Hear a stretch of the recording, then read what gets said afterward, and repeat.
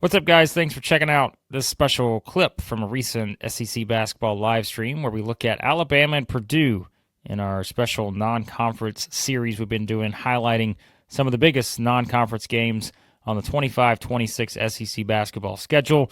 We make it to the Tide and Boilermakers rematch from last season. Before we get into it, don't forget, check out our friends at FanDuel, our title sponsor here at Southeastern 16. Lots of fun stuff. The player props, the team props, same game parlays. You can bet on Purdue, who is the current favorite to win the national title in 2026, or even the Alabama Crimson Tide, who have some pretty good odds as well. You can bet on them over at our friends at FanDuel. Just remember, have fun with it, but bet responsibly.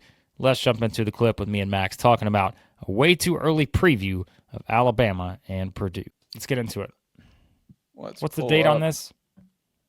This is Alabama hosting Purdue. Remember, last year's game was at Mackey. This is going to be on a Thursday. This is going to be a Thursday night game on November 13th. So you're about a week and a half into the season. This is the second Thursday of the season.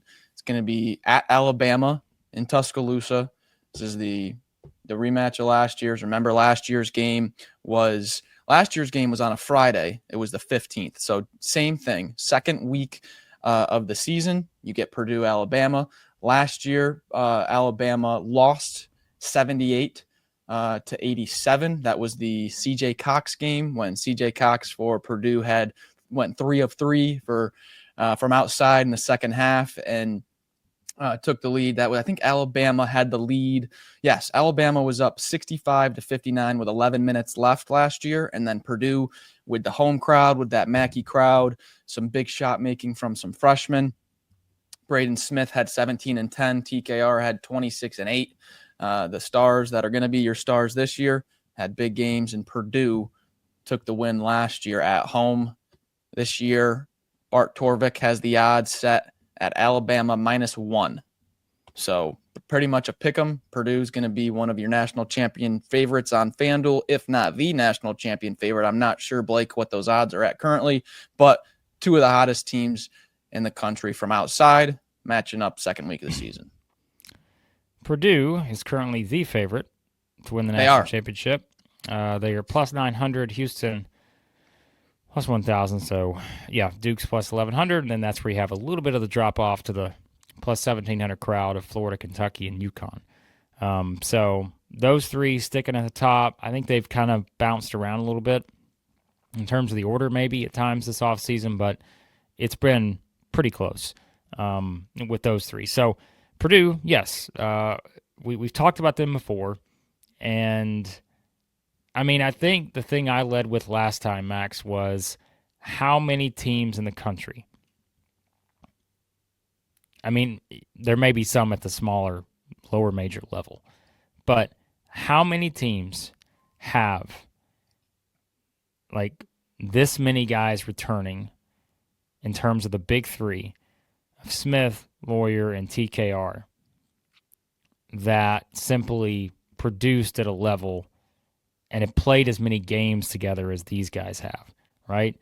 And I just think, like, if you're starting with that for Purdue, and that's where, you know, on the Alabama side, if you're comparing, contrasting, how many games those guys played together?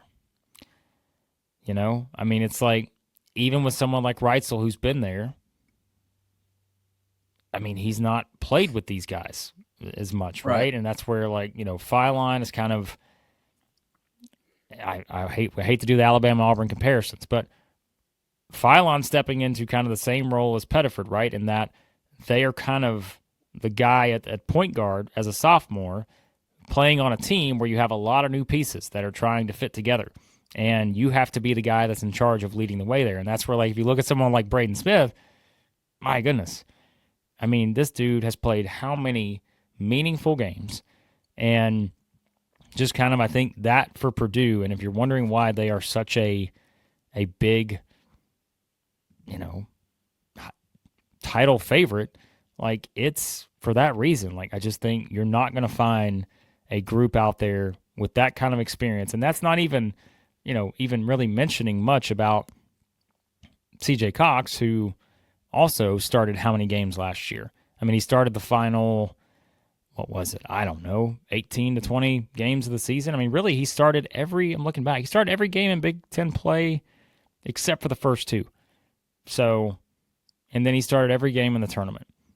So, I mean, yeah, like that's just, you can't teach that kind of cohesiveness that Purdue has.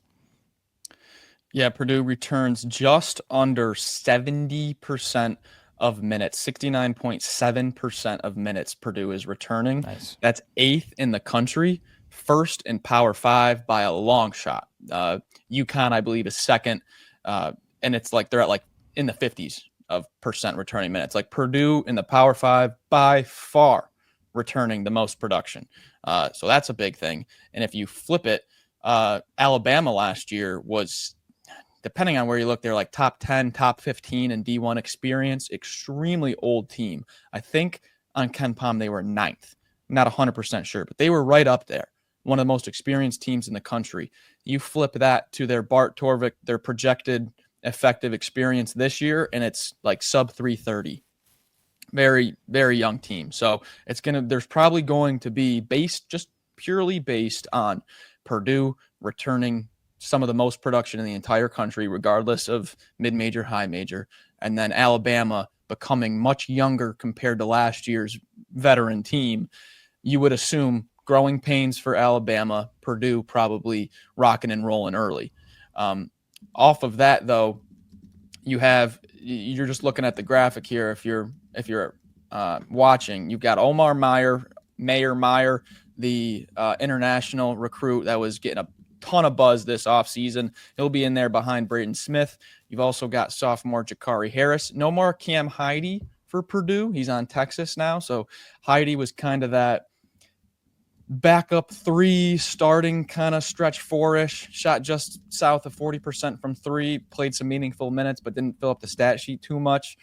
Probably going to slide TKR down, and the big addition, the game changer, if you want to call it that, Blake, Big Oscar, coming from South Dakota State, one of the very best rebounders in the country last year, offensive and defensive, just a beast on the boards. Purdue also was pretty lacking in rim protection last year. Teams could get to the rim and attack. Maybe Big Oscar changes some of that for Purdue. You're looking at where Alabama can attack offensively. Philon getting downhill, Bethea getting downhill. How is that Purdue rim protection going to be compared to last year? We'll be able to see that pretty early in November. And then for Purdue fans on the bench for Alabama, pretty loaded. I'm not going to lie. I've got Latrell Wrightsell in the starting graphic here. Could be Aiden Holloway. Both will probably play similar minutes. You also have graduate Houston Millette, sharpshooter. You've got 3 really solid high-ranked freshmen with Amari Allen, London Jemison, and Davion Hanna. And then in the front court, you've got Bristow, the transfer, 6'9", 6'10" transfer, and Noah Williamson, the 7-footer, the transfer there. A little bit less depth in the front court than back court, but still, this is a pretty deep Alabama team. I think they've got a little bit more depth than Purdue. I forgot to mention the super tall Jacobson in behind Oscar there, so some front court depth for Purdue as well. Well, I think that's the biggest question, right? Was like, how much of a difference does Big Oscar make for Purdue defensively? I mean, he's a double-double guy. Yeah. I mean, that's probably the biggest story of the game, maybe, because you mentioned specifically some of the numbers, and like you can take it a step further and say, like, all right, they were, I'm looking on KenPom, 332nd in 2-point percentage defense. So team shot 56% against them from 2. Their block percentage was basically non-existent. And so, like, yeah, I think that's where it's something where if they don't get better in those kind of areas, like I think Big Baller Brett said in a comment a minute ago, just as you just said, like it's sort of Purdue's going to be a tough ask in terms of defending them, but it's just how do they defend Alabama? I think that's probably the biggest question here. And again, I know sometimes it's just easy when teams play the season before. You just go back and say, all right, well, this is exactly what happened last year. Just use that same formula, you do the same thing again. Because, sure, you go back and say, well, Alabama didn't shoot the ball that well in that game. but they did shoot exactly at that number in terms of from two. They shot 56% from two. And so they were able to kind of capitalize on those opportunities outside of just shooting the ball, from distance. And so, yeah, like I'm kind of fascinated by that because the big three did their thing last year for Purdue against Alabama. Even you call the big four. I mean, they were basically the four guys that beat Alabama, right? I mean, it was TKR at 26, which we remember. We talked a lot about that game and his performance. Yep. Smith and Loyer both had 17. Cox had 11. You had elsewhere, you had 16 combined points from the other three guys that played the most minutes. So, that was just kind of the story. And so I think it's going to be interesting to see, like you said, on Purdue's side defensively, what are some of the areas of improvement there, but also for Alabama, it's just, hey, this is an early look at a team that I've kind of said gotten higher on, but I think there still is some things to prove, especially when it comes to some of those guys and how that rotation looks in the front court to me. When I was diving into this game and I was looking at last year's matchup, one thing that I thought was just kind of fascinating, CJ Cox ended up shooting a really nice percentage from three on the year. He ended up having a great second half of the year from outside. But in November, he played 8 games and he was 4 of 13 from three. He was 3 of 3 against Alabama, 1 in 10 in the other 7 November games. I remember just looking back and being like, of course. You get some Mackey magic in the second half because Alabama was looking really good for the first 29-ish, 30 minutes of that game till those last 10 minutes Purdue takes over. One thing I wanted to mention, Blake, was last year, one thing that we can take. So this is a Purdue offense that their tempo has been sub 200 for 8 straight years. It's the classic Matt Painter, methodical half-court offense, extremely hard to stop. Last year, they were in the 300s, pretty sure. The game last year was Alabama's second slowest of the entire season. There was only 68 possessions in that game. That was the second slowest of the whole year. Thinking maybe this time, not at Mackey, now in Coleman, can Alabama play their style a little bit more and get those possessions from 68 up north of 70, get ripping and running a little bit, take advantage of that weak rim protection, the weak block rate. Alabama, the classic Nate Oats NBA offense, bunch of threes, close twos, nothing in between. The rim rate high, the 3 rate high. More possessions favors the Tide, less possession favor Purdue. Purdue won the battle of tempo last year, Blake. Think about how different this game would feel if it was at Purdue, if you flipped it. Yeah. You played last year's game in Tuscaloosa, played this year's game there, right? Because it would be such, Purdue would probably be I don't know how many points, but like that to me would be all right, you've got the proven, experienced entity at home, and they're playing the team that, again, like we said, fully expect to be a top seed in the tournament in some form, but you still want to see a little bit early how, some of these new guys are going to mesh together. And like we said, there are some guys that we're waiting to see, are they going to be those kind of big breakout candidates and such? But the fact that it is in Tuscaloosa, it makes it kind of a lot more interesting because, yes, if Purdue's going to win, that experience is going to be something that can carry them. Just, being in a tough atmosphere on the road, playing a team that, again, is expected to be one of the top teams in the strongest conference potentially in the country. And, yeah, so I think that's kind of the setup here is everything in terms of just kind of how it plays out there. But you did bring up the point I was going to get to when I was looking at the possessions. That, again, it's just the style and seeing exactly what that looks like. Because, when you look at all the other possession-type games with Alabama, like, you're seeing a lot more 80s, high 70s, and all that, right? And so that's going to be a lot of us, I think, just in terms of the stylistic aspect of this whole thing. Yeah, and one more thing, just to kind of, because you have the predicted odds from Bart Torvik, as Torvik is predicting this outcome to be Alabama 82, Purdue 81. So if you want to make odds, I'll pick them to -1 for Alabama, whatever you want to do there, over under of 63. And so how you can try to find an edge there with our good friends at FanDuel is look at the predictive analytics last year to what they're predicting this year and where you disagree. So Purdue last year on KenPom, they had the 7th offense and 53rd defense. Torvik is predicting the 1st offense and 27th defense.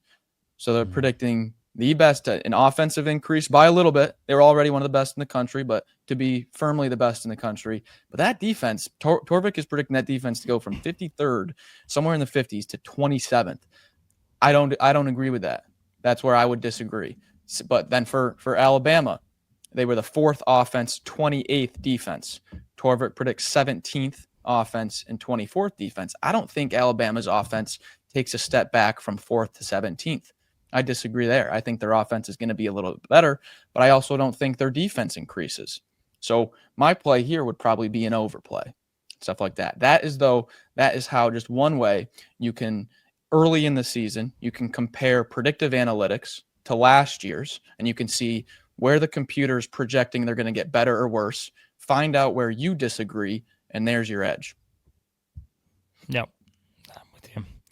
Well, again, you can check out our friends at FanDuel if you want to get an early look at these two teams. We said Purdue currently the favorites in terms of national title odds. Alabama is at, let's see where they're at. They're at plus 3,000. So they're in there in that, 15 to 18 type range, I guess, with some of these other teams. They have the same odds as Arkansas. So that's where they're at. So that's kind of where these two teams sit heading into it. Of course, we'll talk more about this game as we get closer.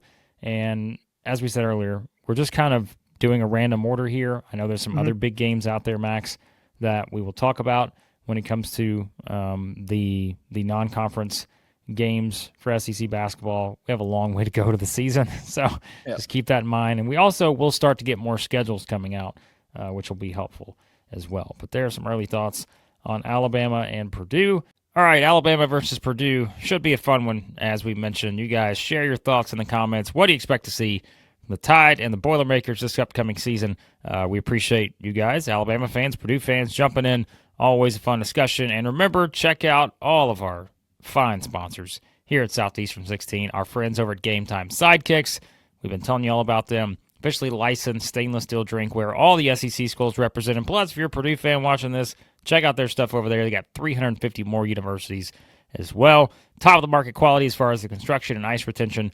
All the logos, designs, they got it all there. The College Vault line, everything from stainless steel sippy cups, the tumblers, 40-ounce bottles.